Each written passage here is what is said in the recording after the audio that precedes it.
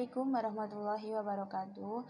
Perkenalkan, nama saya Adistia Marnata Uma dengan NIM 208076039 dari kelas Pendidikan Kimia 3B. Di sini saya akan menyampaikan 5 ayat Al-Quran dan 5 hadis tentang pendidikan.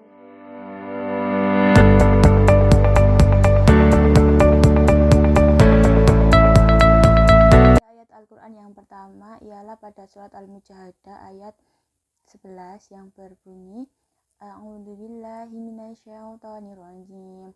Bismillahirrahmanirrahim. Ya ayyuhalladzina amanu idza qila lakum tafsahu fil majalisi fafsahu yafsahillahu lakum wa idza qila anshuru fanshuru yarfa'illahu alladzina amanu minkum walladzina utul ilma darajat wallahu bima ta'maluna khabir, yang artinya, wahai orang-orang yang beriman, apabila dikatakan kepadamu, berilah kelapangan di dalam majelis-majelis, maka lapangkanlah, niscaya Allah akan memberi kelapangan untukmu. Dan apabila dikatakan berdirilah kamu, maka berdirilah, niscaya Allah akan mengangkat derajat orang-orang yang beriman di antaramu, dan orang-orang yang diberi ilmu beberapa derajat. Dan Allah Maha teliti atas apa yang kamu kerjakan.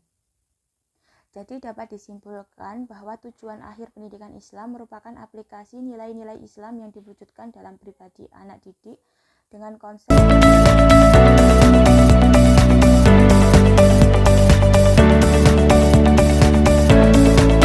kedua, yaitu pada surat Luqman ayat 13 yang berbunyi Bismillahirrahmanirrahim.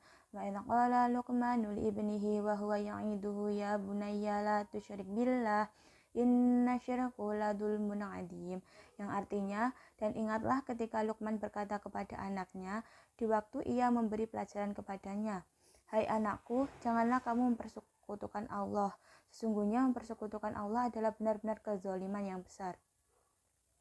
Pendidikan yang pertama dan utama untuk dilakukan adalah pembentukan keyakinan kepada Allah yang diharapkan dapat melandasi sikap, tingkah laku, dan kepribadian anak didik. Pada ayat Al-Quran yang ketiga yaitu surat Al-Qalam ayat 4 yang berbunyi Bismillahirrahmanirrahim wa innaka la'ala khuluqin 'adzim, yang artinya, dan sesungguhnya kamu benar-benar berbudi pekerti yang agung. Akhlak menurut ajaran Islam meliputi hubungan dengan Allah dan hubungan dengan sesama makhluk, yaitu kehidupan individu, keluarga, rumah tangga, masyarakat, bangsa dengan makhluk lainnya seperti hewan, tumbuhan, dan alam sekitarnya. Dengan ajaran akhlak merupakan indikator kuat bahwa prinsip-prinsip ajaran Islam sudah mencakup semua aspek dan segi kehidupan manusia lahir maupun batin dan mencakup semua bentuk komunikasi vertikal dan horizontal. Selanjutnya, ayat Al-Quran yang keempat adalah pada surat Ar-Rahman ayat 1-4 yang berbunyi Bismillahirrahmanirrahim. Ar-Rahman 'allamal Qur'an khalaqal insan 'allamahul bayan, yang artinya, Allah Maha Pengasih yang telah mengajarkan Al-Quran, Dia menciptakan manusia, mengajarnya pandai berbicara. Pendidikan adalah seorang pendidik atau guru harus mempersiapkan dirinya dengan sifat Rahman, yaitu mempunyai sifat kasih sayang kepada seluruh peserta didik atau murid tanpa pandang bulu, baik kepada murid yang pintar, bodoh, rajin, malas, baik ataupun nakal. Ilmu yang ditransfer dan diterapkan dengan dasar kasih sayang akan besar efeknya kepada murid, terutama dalam penyerapan ilmu yang ditransfer dan diinternalisasikan. Tujuan utama dari pendidikan adalah mencetak manusia yang sempurna, yang berpengetahuan, berakhlak, dan beradab. Proses pendidikan adalah seorang guru, apapun pelajaran yang disampaikan, sampaikanlah dengan sejelas-jelasnya sampai pada tahap seorang kelima adalah pada surat Ali Imran ayat 102 yang berbunyi Ya ayyuhalladzina amanu taqullaha haqqa tuqatihi wa la tamutunna illa wa antum muslimun, yang artinya, hai orang-orang beriman, bertakwalah kepada Allah sebenar-benar takwa kepadanya, dan janganlah sekali-kali kamu mati melainkan dalam keadaan beragama Islam. Mati dalam keadaan berserah diri kepada Allah sebagai muslim yang merupakan ujung dari takwa sebagai akhir dari proses hidup jelas berisi kegiatan pendidikan. Inilah akhir dari proses pendidikan itu yang dianggap sebagai tujuan akhirnya. Insan kamil yang mati dan akan menghadap Tuhannya merupakan tujuan akhir dari proses pendidikan Islam.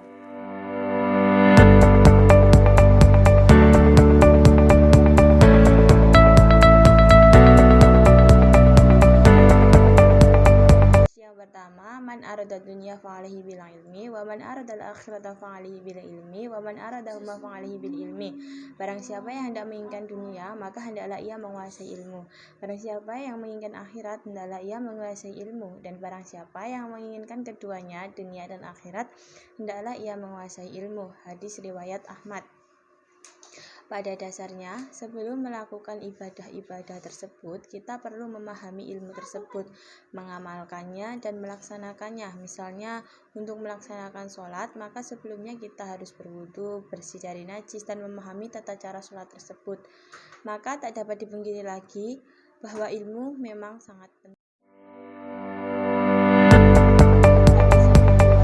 Rabbaniyina ulama'u fuqaha'u ulama'u wa yuqalu rabbaniyul ladzi yurabbiyun nasi bisyugharil ilmi qabla kibarihi, yang artinya jadilah pendidik yang penyantun, ahli fikih dan ulama. Disebut pendidik apabila seorang mendidik manusia dengan memberikan ilmu sedikit-sedikit yang lama-lama menjadi banyak. Hadis riwayat Bukhari. Pendidik dalam perspektif agama Islam mempunyai peranan yang besar dan strategis. Hal ini disebabkan gurulah barisan yang berada di barisan terdepan dalam pelaksanaan pendidikan. Pendidiklah yang harus langsung berhadapan dengan peserta didik untuk mentransfer ilmu pengetahuan, baik ilmu dunia maupun ilmu akhirat. Ala kulli muslimin wal muslimat, yang artinya menuntut ilmu adalah kewajiban bagi setiap muslimin dan muslimat. Hadis riwayat Ibnu Majah. Menuntut ilmu itu hukumnya wajib bagi setiap orang Islam, baik itu laki-laki maupun perempuan, baik anak-anak, remaja ataupun dewasa. Dengan demikian, jika menuntut ilmu itu hukumnya wajib, maka orang-orang yang tidak melaksanakannya akan mendapatkan dosa, sedangkan orang-orang yang menuntut ilmu akan dimisalkan seperti orang-orang yang berjuang di jalan Allah, dan jika ia mati pada saat menuntut ilmu, maka ia akan mati dalam keadaan mati syahid. Ibnu Malik qala Rasulullah sallallahu alaihi wasallam, man kharaja fi talabil ilmi kana fi sabilillahi hatta yarji'. Artinya, dari Anas bin Malik berkata, telah bersabda Rasulullah sallallahu alaihi wasallam, barang siapa yang pergi untuk mencari ilmu, maka ia berada di jalan Allah hingga ia kembali.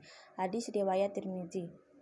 Dalam hadis ini, Rasulullah menegaskan bahwa menuntut ilmu itu dinilai sebagai berjuang di jalan Allah.